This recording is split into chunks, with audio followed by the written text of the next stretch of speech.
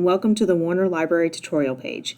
In this video, we will go over how to make an appointment to meet with a librarian for research assistance through our Take Flight program. Let's get started.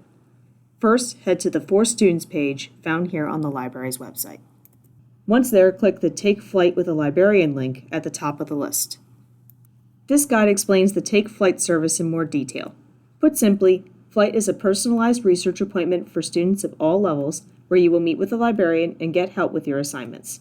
It can be arranged for an in-person or online meeting, and all you need to do is fill out the form located at the bottom of the screen. Answer the questions in the form to give the librarian as much information as possible to prepare for your appointment.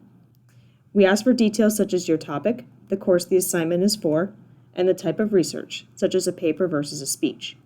Finally, we'll ask what dates you are available to meet and who you'd like to meet with, if you have a specific librarian in mind.